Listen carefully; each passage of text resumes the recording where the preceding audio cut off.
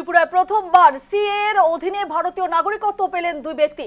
দেশ জুড়ে নাগরিকত্বের নথি নিয়ে বিতর্কের আবহের মধ্যেই ত্রিপুরায় প্রথমবারের মতো নাগরিকত্ব সংশোধনী আইন অর্থাৎ সিএ এর আওতায় দুই ব্যক্তিকে ভারতীয় নাগরিকত্ব প্রদান করা হয়েছে।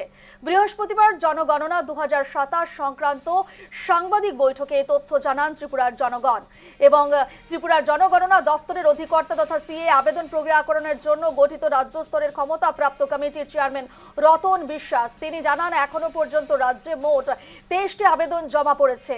এর মধ্যে মাত্র 2টি আবেদন অনুমোদিত হয়েছে এবং সংশ্লিষ্ট দুই আবেদনকারীকে ডিজিটাল মাধ্যমে ভারতীয় নাগরিকত্বের শংসাপত্র দেওয়া হয়েছে।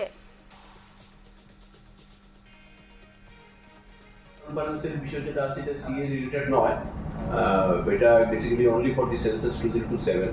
এরপর যেহেতু বলা হয়েছে বিং দি ডাইরেক্টর সেন্সাস, মানে আমরা the competent authority regarding this issue as on date আমরা দুইজনকে আমরা নাগরিকত্ব আমরা দিয়েছি, হয়তো 1-2 মাস আগে। এক্সাক্ট ডেট আমার ঠিক মনে নেই, আমরা অলরেডি দুজনকে আমাদের নাগরিকত্ব দেওয়া হয়েছে সিস্টেম করে দিয়ে।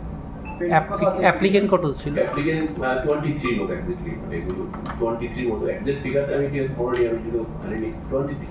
During which phase they had applied?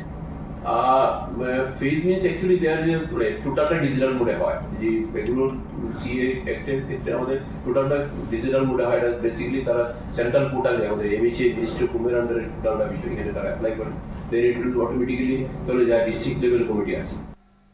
এ নিয়ে আরো বিস্তারিত জানবো। ফোন লাইনে রয়েছেন আমাদের প্রতিনিধি আগরতলা থেকে ভূপাল চক্রবর্তী। ভূপাল, ত্রিপুরায় প্রথমবার সিএ এর অধীনে ভারতীয় নাগরিকত্ব পেয়েছেন দুজন ব্যক্তি।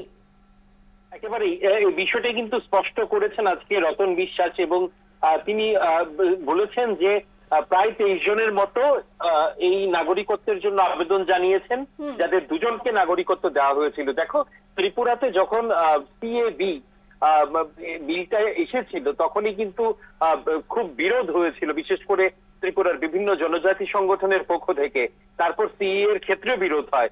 কেন্দ্রীয় সরকার স্পষ্টভাবে বলে দেয় যে এডিসি এলাকাতে সিএ লাগু হবে না, নন এডিসি এরিয়াতেই সিএ লাগু হবে। তো স্বাভাবিক কারণেই আশা করা যাচ্ছে যে দুজনকে এই নাগরিকত্ব সংশোধনী আইনে নাগরিকত্ব প্রদান করা হয়েছে তাদের এই নন এডিসি এরিয়াতেই দেওয়া হয়েছে।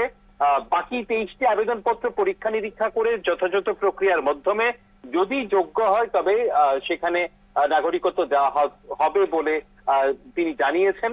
সবটাই প্রক্রিয়াধীন রয়েছে এবং সেটা খতিয়ে দেখা হচ্ছে। একেবারে তুমি যেমনটা বলে এডিসি এলাকা তারা কিন্তু পাচ্ছে না, সে জায়গায় দাঁড়িয়ে এই দুজন যে পেয়েছেন তুমি যেমনটা আরো একবার যদি বলো, তারা কি এডিসি এলাকার? না, তারা এডিসি এলাকা হওয়ার কথা নয়, কারণ যখন সিএএ লাগু হয়েছিল তখন পরিষ্কার ভাবেই বলে দেওয়া হয়েছে উত্তর পূর্বাঞ্চলের এডিসি এলাকাকে এই সিএ এর আওতার বাইরে রাখা হবে। তো স্বাভাবিক কারণে যাদের নাগরিকত্ব দেওয়া হয়েছে তাদের নন এডিসি এরিয়াতেই নাগরিকত্ব দেওয়ার কথা রয়েছে। বেশ বেশ, ধন্যবাদ ভূপাল।